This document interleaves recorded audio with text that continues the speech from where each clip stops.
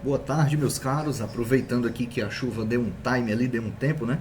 Para gravar um vídeo, né? Ver se o áudio fica melhor aí, sem a poluição sonora da chuva. E gravar um vídeo aí, né? Em cima de um post antigo que eu fiz sobre termogênicos. Por quê? Já é um tema que eu considero pelo menos relativamente batido, mas ainda muito solicitado, ainda muito visto, que eu vejo a galera ainda errando bastante. Então acho que é válido aí a gente pegar essa informação, destrinchar um pouquinho, né, aprofundar mais um pouco, enfim, tentar sanar as dúvidas aí, talvez curiosidade de alguns. Beleza? Antes da gente começar, né, vou só deixar aí o pedido e o lembrete para curtir, comentar, compartilhar, enfim, né, se inscrever aí no canal, porque você me ajuda a continuar produzindo esse conteúdo gratuito, beleza? Não deixa de ser uma forma de incentivo. Tranquilo? Então, sem mais enrolação, vamos começar aqui, certo? Vou passando ali o post e apresentando aqui para vocês, certo? Como utilizar termogênicos da maneira correta, né? Sem queimar a largada, enfim, sem muito abuso. Déficit calórico. A gente precisa falar de déficit calórico antes de começar o assunto. Por quê? Se a gente vai utilizar um termogênico, né? Um estimulante ou substância termogênica, ou que tem algum efeito diurético, de inibição de apetite, o objetivo final seria o quê? Perda de gordura, né? Perda de peso, perda de gordura. Só que para que isso ocorra, a gente não tem como fugir do déficit calórico.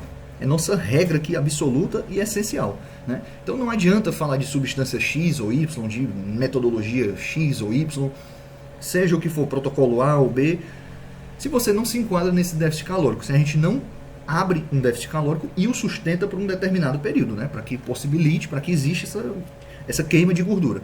Beleza? E o déficit calórico, como o nome já sugere, é basicamente, né, uma deficiência calórica, uma deficiência de energias. A gente tem que terminar ali o saldo diário, de preferência o saldo semanal, né? A gente costuma contar por blocos semanais. Terminar o saldo semanal no negativo, né? E tem duas maneiras da gente deixar no negativo essa reserva energética da gente, né? Essa demanda energética da gente. Basicamente, a gente pode tirar a comida ou a gente pode aumentar o gasto, né? Particularmente, prefiro sempre fazer da segunda maneira, porém, a gente pode aumentar o gasto por meio de atividade física e a gente pode aumentar o gasto por meio de alguma substância, né? Aqui que entraria a questão do termogênico. O ideal seria o quê? A gente aumentar o gasto por meio da atividade física, porque isso gera adaptações, isso tem um efeito positivo na saúde. Nem sempre ficar tirando comida da pessoa ou empurrando substâncias, geralmente não é interessante, né? Pode chegar a ser um tanto quanto deletério para a saúde ali da pessoa. Tranquilo?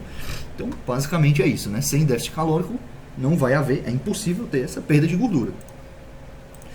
Então, começando aqui nosso assunto, né? O que seriam os termogênicos? Como o nome já diz, termogênese, né? Gênese, geração, termo, de calor. Geração de calor, se a gente for destrinchar ali a terminologia da coisa. Então, são substâncias que aumentam a produção de calor, né? Consequentemente, aumenta a queima de gordura. E aqui, já dando aí, perdoe o palavreado, mas já dando uma brochada no vídeo, se não aumentam tanto assim esse gasto calórico, né? Os benefícios, na verdade, são outros. A gente faz a utilização por outros benefícios, porque assim, se a gente fosse estimar ali o quanto de calorias a gente está gastando a mais por meio de algum termogênico, algum estimulante, é muito pouca coisa, né? Se você tiver com quantidade já considerável, uma chubatada ali de cafeína, uma porrada ali de aimina, seja o que for, talvez você ganhe aí, né? Na verdade, você perca coisa de umas 200 calorias aí, né? Você vai negativar seu saldo em 100, 200 calorias. Não costuma passar muito disso. É diferente de, por exemplo, um hormônio tireoidiano, né? Uma coisa mais pesada. Enfim, aqui a gente já está saindo ali de estimulantes e partindo para hormônios, né? Não vem ao caso. Ninguém vai usar T3 e T4 como termogênico, né? Enfim, então assim, é válido apontar que a gente não necessariamente faz uso pelas calorias que vai gastar. Se a gente está preocupado em de fato gastar numericamente essas calorias, é muito mais interessante fazer isso com o aeróbico, fazer isso com o cardio, certo? Mas enfim, né? O interessante aqui é porque quando a gente começa a misturar, né, existe um sinergismo entre si. A gente sabe que algumas coisas atuam em alguns receptores, ou os estimulantes vão em outros receptores, né? Claro que também quanto maior a mistura, né, maior o risco de colaterais, certo? Maior o estrago também. Então tem que ter cuidado quando vai mexer com isso, beleza? Não é só sair botando um de cada, não é tão simples assim. Enfim, possui outros efeitos interessantes, né? Como o quê? Diurese e redução do apetite. Diurese é basicamente o efeito diurético, né? Jogar retenção de líquidos embora. E aqui é que particularmente eu acho o melhor efeito, que seria o quê? A redução do apetite. Se reduz o apetite, favorece nossa adesão à dieta. E se a gente aderir à dieta, a gente consegue sustentar o déficit calórico, né? Passando menos sufoco. Por serem estimulantes, a maioria do que eu vou falar aqui, eles também dão um empurrãozinho no treino. Então o que acontece? A gente está jogando uma substância que vai facilitar a nossa aderência à dieta, que é o que nos mantém em déficit calórico e permite a queima de gordura, e vai dar um empurrãozinho no nosso treino, que geralmente do meio para o fim do processo de emagrecimento, começa a ter uma queda de performance, começa a ficar prejudicado. Então aí é que está o jogo da utilização, entendeu? Não é porque você vai gastar ali 100 calorias a mais, é porque você vai conseguir manter uma performance de treino e vai conseguir manter a aderência à dieta. Aí é que está o segredo, né? O jogo da utilização, na minha visão. Mas enfim, continuando, né? Devem ser utilizados em momentos específicos da sua rotina. Quais momentos específicos? Do meio para o fim. Se você joga, né, estimulante antes do tempo, você começa a saturar seus receptores.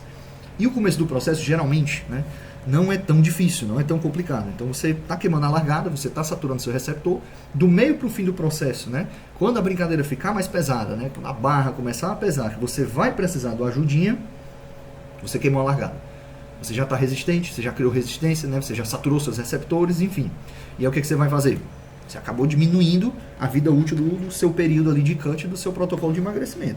Ou no mínimo você conseguiria ter esticado mais um pouquinho a base de estimulantes, termogênicos, outras substâncias. Mas como você errou o time, né?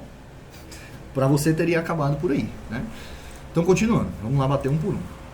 Antes de falar da ioimbina, eu queria comentar antes da cafeína. E depois eu volto, beleza? Por que falar antes da cafeína, né? Tá fora de ordem, mas por que falar antes? Porque ela é a base dos estimulantes, certo? É o estimulante mais comum, mais básico, mais conhecido, mas nem por isso menos eficiente, né? Como eu disse, ela é a base. Então, tudo meio que vai girar e começar por ela. Então, cafeína basicamente é o quê? É um estimulante, né? Tem um leve efeito diurético e tem uma considerável perda de apetite.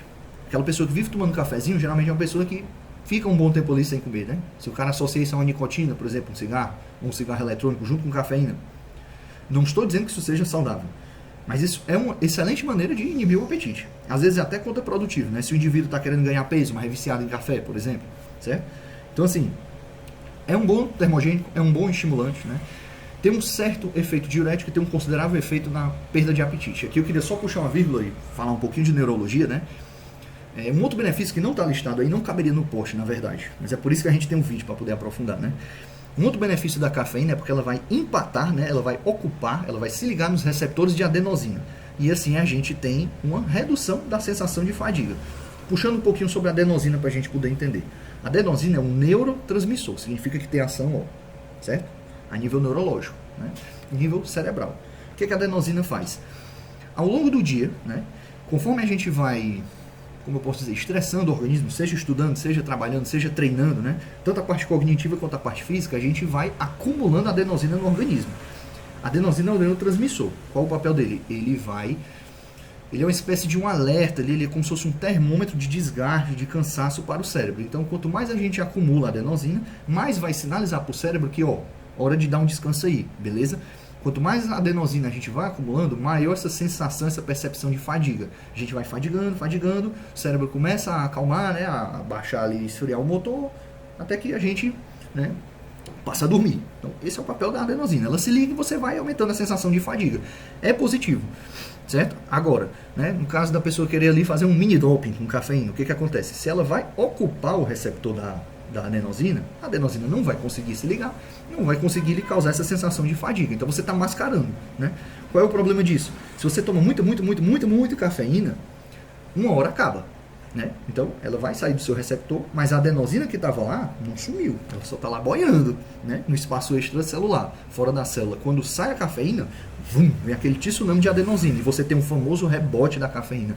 Você fica quebrado e tem que tomar cada vez mais, enfim. Entra ali num pequeno ciclo vicioso que geralmente termina com uma pequena crise de ansiedade, né? Isso para uma pessoa saudável. Se a pessoa já tiver ali um TDAH, alguma coisa assim, enfim, né? Não deveria nem estar usando estimulante. Continuando aqui a curiosidade também, né? Por que é tão deletério pra gente essa questão da fadiga, a gente perder sono? Prometo não puxar muito essa parte, porque está fugindo um pouco do tema, mas é interessante comentar. A gente tem ali o sono leve, sono profundo, né? E o sono REM. E a gente não dorme em blocos, por exemplo, a gente passa um tempo ali, sono leve, depois passa sono pesado, depois passa sono REM. Não é bem assim, a gente fica intercalando entre um e outro, né? Sono leve, sono pesado, sono REM, pesado, leve, pesado, a gente fica intercalando. E em cada uma dessas fases, o sono vai meio que dando uma lavada nessa adenosina que fica acumulada. Então, se a gente não dorme bem, o que acontece? A gente acumula muito adenosina, né? E nossa sensação de fadiga sempre fica um pouco mais alta do que o normal, você não conseguiu lavar aquilo tudo. Então, por exemplo, a pessoa perdeu 1, 2 noites de sono, dá para enganar ali com a cafeína. Lembra que ela vai ocupar o receptor. Mas, pô, se você faz isso direto, você não dorme, fica querendo ali artificialmente se enganar com a cafeína, uma hora o rebote vem pesado. E geralmente vem associado com a crise de ansiedade. Beleza? Mas assim, saindo aqui da neurologia, do sono e voltando aos estimulantes ao termogênico, né? Queria dar essa pincelada aqui para, enfim, para valorizar o vídeo e aprofundar aqui o conhecimento. Voltando à cafeína, né? Enfim, dosagem geralmente costuma ser de 3 a 6 miligramas por quilo. Sempre é interessante a gente começar com menos, né? Satura menos. Se você consegue ter o efeito com menos, ótimo. Isso, né, evita causar algum prejuízo à saúde e evita que você sobrecarregue e sature seus receptores. A meia-vida dela é uma meia-vida considerável, né? Em média 6 horas. A gente sabe que tem gente que metaboliza essa cafeína mais rápido, tem gente que metaboliza mais devagar. Então assim, 6 horas é uma média. Tem gente que vai demorar bem mais, tem gente que vai embora do organismo bem mais rápido. 6 a 8 horas seria uma média, mais ou menos, beleza? Mas tem que considerar que isso pode ser muito variável de uma pessoa para outra. E o pico de ação é de mais ou menos 1 hora. Então, por exemplo, se você vai fazer a utilização pré-treino, é interessante você fazer o consumo dessa cafeína 1 hora antes do seu treino. Se você tiver de barriga vazia, que é uma coisa que eu gosto de fazer, eu não tenho problema com gastrite, não dá para fazer isso, eu gosto de jogar cafeína em cima da hora do treino, de bucho vazio. Eu não gosto de ir com muita comida ali no estômago pro treino, certo? Prejudica a minha performance. Então, enfim, coisa de 20 minutos, é o tempo que eu vou de carro para chegar na academia, né? Coisa de 20 minutos, eu jogo ali uma cafeína, eu jogo um pré-treino, né? E costuma dar o pico mais rápido, porque eu tô de barriga vazia, então ela vai ter uma absorção ali mais rápida, certo? Mas em média o pico de ação é de 1 hora, né? A depender ali de como tiver o espaço, né, no estômago, de quando tiver sido sua última refeição, você pode fazer o jogo ali de 20 minutos a 1 hora antes do treino, né? Para você chegar no treino durante o pico de ação da cafeína.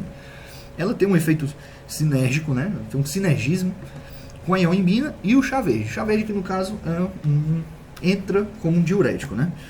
E a ioimbina já seria um outro estimulante, que é o que eu vou falar na sequência. Então assim, cafeína na verdade tem um sinergismo com tudo. Tudo que é estimulante, a gente consegue potencializar com a cafeína. Seja uma ioimbina, seja uma efedrina, seja um salbutamol, que já é uma outra classe ali, já é uma medicação também, né? Enfim, já é medicação para asma. Tudo que a gente joga com a cafeína é potencializado, beleza? Ela tem um sinergismo com tudo que é estimulante, né? Enfim, sua utilização pode ser antes do treino, antes do cardio, né? Treino aeróbico, juntamente da ioimbina e antes do treino com pesos, né?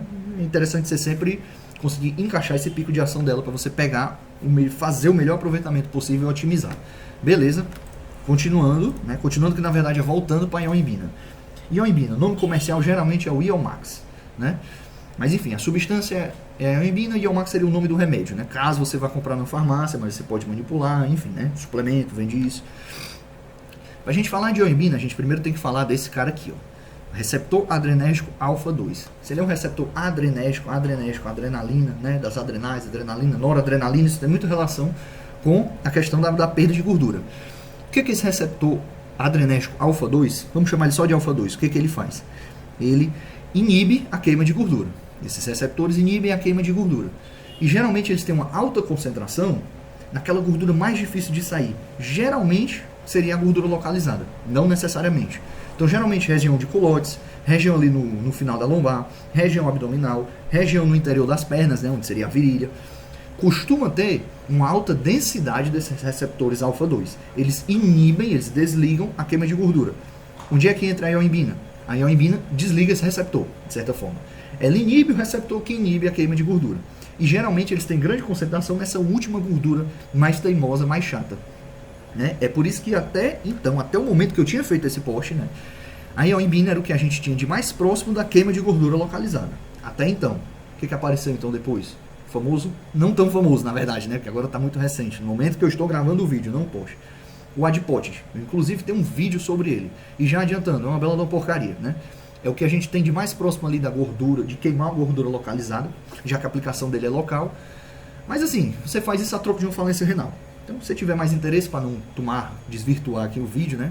Dá uma conferida nesse vídeo do adipótese depois, beleza? Mas já adiantando, é uma bela porcaria. Só trouxe pelo intuito informativo da coisa, certo? Porque é uma coisa até então muito desconhecida, muito underground. E eu sei que a galera vai se arriscar tomando por causa da promessa de queima de gordura localizada, enfim. Voltando aqui à nossa ioimbina, beleza? Dá pra gente associar com cafeína e ela é excelente para ajudar a dar fim àquela gordura mais teimosa, aquela gordura mais difícil que sai por último, né? Como que a gente faria a utilização dessa ioimbina? Então, diferente da cafeína, que tem uma meia-vida grande, ela tem uma meia-vida bem menor, a ioimbina. Cerca de 2 horas, 3 horas estourando, né? Então significa o quê? Você tem que tomar e partir fazer exercício, porque senão você meio que perde. Outro fator dela também, ela deve ser utilizada em jejum. Por quê? Porque a insulina derruba a ioimbina. Quando a gente come, né, a gente vai subir a glicemia, isso por si só vai levar um aumento na insulina que vai derrubar a ioimbina. Então, o consumo dela para você otimizar, realmente você tem que ser feito em jejum. Então, como que seria a utilização? Você está em jejum, você toma a ioimbina, deu ali 20 minutinhos, meia horinha no máximo, vai fazer seu aeróbico. No caso, vai fazer seu aeróbico em jejum. Por quê? Porque a minha vida dela é curta, só dura 2 horas. Então, você ingeriu, você tem 2 horas para fazer valer. Beleza? Não adianta tomar e ficar enrolando, você meio que vai perder. Então, né, utilize a dosagem adequada do seu peso, logo antes do aeróbico, em jejum para melhores resultados. Dosagem sugerida, 0,2 mg por quilo, né? Óbvio que não é a mesma dosagem da cafeína, porque é uma outra substância bem mais forte. Possíveis colaterais, né? Tremores, insônia, taquicardia, ansiedade, dores de cabeça e tontura. Destaque para a ansiedade, que é muito comum com o uso de ioimbina. Outro fator também, não está mencionado aqui, mas é interessante a gente pontuar. Também não é incomum que a galera relate ali como se fosse um certo quadro depressivo. A pessoa fica meio bad, fica meio para baixo com o uso de ioimbina, né? Uma maneira que a gente tem de controlar isso seria o quê? Se a gente sustenta o uso, pode ser, né, que a pessoa se acostume e passe isso. Mas existem 2 versões comercializadas da ioimbina. A gente tem a ioimbina em formato, né, HCl, que é hidrocloridrato, ioimbina HCl, que é justamente a que vem no Iomax, e a gente tem a alfa-ioimbina. Essa é mais difícil de achar, mas essa que é a melhor. Geralmente a gente consegue manipular. Alfa-ioimbina. Sendo alfa-ioimbina, a gente consegue evitar bastante, né, esse colateral da ansiedade e desse meio quadro depressivo, né, da pessoa ficar meio bad depois, é como se tivesse ali um rebote, digamos assim, diferente, você fica meio para baixo. Então, se você tem acesso a alfa-ioimbina, é a mesma ioimbina, né, apenas é a versão dela, digamos assim. Mas se você tem acesso a alfa-ioimbina, é mais difícil, geralmente você precisa mandar manipular. Ela com certeza é bem superior à ioimbina HCl, que é a que a gente encontra mais fácil aí na farmácia. Beleza? Então tem que atentar para esse detalhe. Continuando, né? Uma outra sugestão aqui de uso, mas lembrando, sugestão, você precisa fazer, na verdade, um acompanhamento para o uso disso daqui, beleza? Não entenda isso como uma orientação, entenda mais o intuito aqui é informativo, certo? Então, apresentando, né? Uma outra substância que a gente pode fazer uso, inclusive eu fiz uso no meu úlimo cut, mas com cuidado porque isso daqui já é uma medicação, que seria o quê? Salbutamol. Atente para o nome, salbutamol. Você já deve ter escutado falar do clenbuterol, certo? Então o que acontece? Salbutamol, clenbuterol. São fármacos da mesma família, são primos, digamos assim. Acontece que o clenbuterol é o famoso pulmonil, né? É o nome do remédio. Pulmonil é um remédio de asma para cavalo, para equinos. E o aerolim, né? Que seria o nome comercial, seria o remédio que tem um salbutamol. É um remédio para asma para humanos. Então, basicamente, salbutamol, clenbuterol, fique no salbutamol, que é a versão para humanos, certo? Óbvio que é bem mais leve também, mas eles são primos, mas por aí você tira, que você sabe que não é uma parada tão tranquila assim, né? Beleza, salbutamol é o que tem dentro do remédio aerolim. Isso é um remédio vendido para asma para humanos, como eu falei. Se a gente acelera, né, a gente broncodilata essa pessoa e acelera, né, essa questão da respiração da troca gasosa, isso gera um efeito considerável de termogênese. Mas, de novo, né, o segredo aí está, na verdade, no sinergismo, porque a gente pega a cafeína que vai atuar de uma maneira, né, a gente pega a ioimbina que vai atuar no outro receptor específico e a gente bota uma terceira substância que vai fazer um terceiro mecanismo de ação. Então a gente está com, na verdade, 3 frontes de batalha diferentes, certo? O grande segredo aqui é o sinergismo da coisa e não o abuso. Né? Não adianta você se entupir de cafeína, se entupir de aerolina, mas você vai conseguir parar no pronto-socorro. Porque, sim, estimulante é das coisas que, de maneira aguda, pode dar um problema grande. Né? Tem como uma pessoa morrer de primeira, né, fazendo uso de estimulantes, ou no mínimo ir parar no hospital. Até um cara fazendo uso de esteroides anabolizantes, a não ser que ele faça uma aplicação muito errada, geralmente o cara não vai agudamente de primeira parar no hospital. Né? Ele vai se deteriorando com o tempo. Agora, falou em diurético, falou em estimulante, compadre, às vezes você só tem chance de errar uma vez. Ah, insulina também, né? São as coisas que você meio que não tem muita chance de erro. Você pode errar uma vez para nunca mais. Enfim, então vale considerar que o salbutamol, por ser uma medicação, ele é consideravelmente mais forte, né? Lembra que ele é primo do clenbuterol, que é para uso veterinário, né?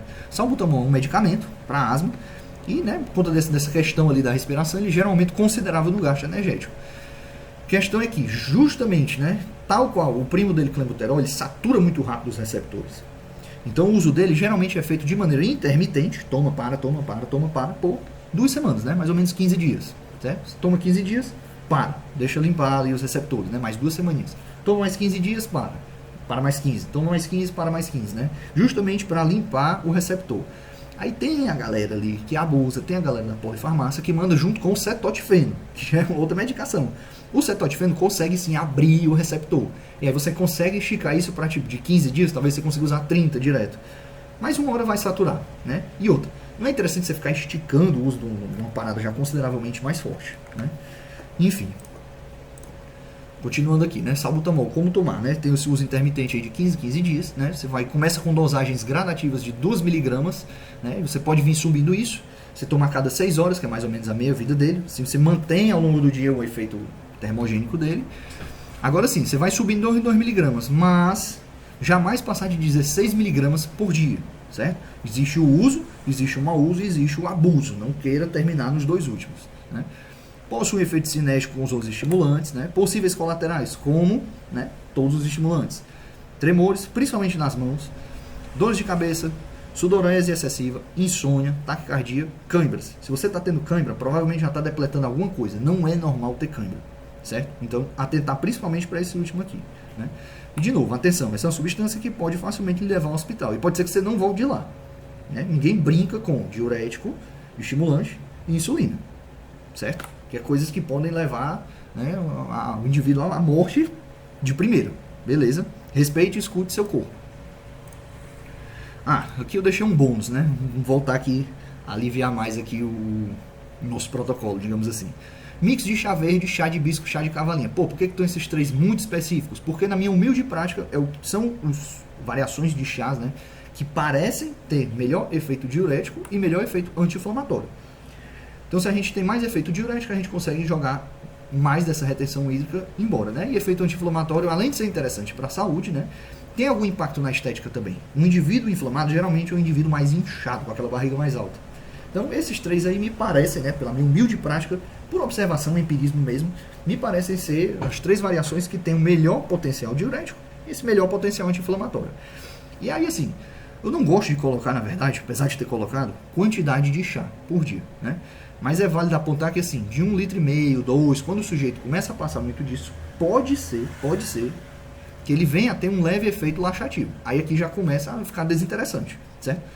Se você está com efeito laxativo ali, você pode começar a inflamar um pouquinho o intestino e tal, então um tiro meio que sai pela culatra. Então, assim, quando a gente fala em chá, não tem contraindicação. Você pode tomando, até o ponto que não dá problema. Isso é uma coisa muito subjetiva, né? Via de regra, não tem um limite para isso. Só não vai ficar trocando água por chá, né? Água é água, você tem que bater sua meta ali de água. Chá são outros 500, beleza? Mas assim, uma média ali de 1,5 litro até 2 litros, para a grande maioria das pessoas, tá tranquilo, né? Isso no dia inteiro, beleza? E basicamente era isso aí que a gente tinha para comentar. Mas lembrando, galera, isso daqui não é uma receita de bolo, isso aqui não é um protocolo. Eu não tô querendo passar para vocês uma orientação, faça isso, use aquilo, faça dessa maneira. Primeiro, se a pessoa tem algum problema cardíaco, não pode nem olhar, não pode nem cheirar estimulante, né? Já começa por aí. Então, antes de você fazer uso de alguma coisa, você tem que fazer um check-up de saúde. Segundo, o que eu estou trazendo aqui era das substâncias mais conhecidas que tem, né? Estou tentando trazer informação, estou tentando inclusive trazer alguns protocolos, maneiras de uso, né? Um intuito informativo, justamente para a pessoa poder se orientar melhor e não sair tomando na doida, né? Uma outra coisa que eu esqueci de falar, né? Ia comentar da questão da ioimbina, que tem a ioimbina HCl, tem a alfa-ioimbina. Cafeína também, existe mais de uma versão, né? A gente sabe que geralmente cafeínas que vêm em suplementos, se você for reparar, é aquela cafeína anidra. Essa é mais barra pesada, essa é mais forte, essa bate mais. Então, atente para isso também, certo? O intuito do vídeo é justamente esse, é destrinchar mais um pouquinho de cada uma dessas substâncias, para você, não eu lhe passar, mas você saber como fazer o uso melhor e se deve ou não fazer o uso. E se mesmo assim você tem alguma dúvida, procure um profissional capacitado. Procure um nutricionista, procure um médico, procure um bom treinador, converse, pegue a opinião, pegue a orientação, certo? Não faça as coisas da sua cabeça. O intuito aqui é educativo, beleza? Então, assim, espero ter conseguido destrinchar da melhor maneira aí o que são as substâncias mais utilizadas, né? Geralmente mais famosas, né? Que tem mais fama aí de servirem de termogênico, base de muito pré-treino também, principalmente a cafeína. E é isso, né? Só relembrando, curte, comenta, compartilha, Manda esse vídeo aí pro teu amigo Abusa aí que tá querendo se matar com estimulante. Enfim, né? Dá aquela moral. Se inscreve no canal, me ajuda muito a continuar produzindo esse conteúdo gratuito, né? Me serve de muito estímulo. E lembrando, a comunidade aí é nossa, certo? Qualquer relato, qualquer crítica, qualquer sugestão, estamos abertos aqui na aba de comentários, beleza? E vamos cuidar, né? Já deu a hora aqui da minha próxima refeição, beleza? Forte abraço, tamo junto e já sabe, se alguém perguntar, fala que aprendeu com o Zezé. É nóis!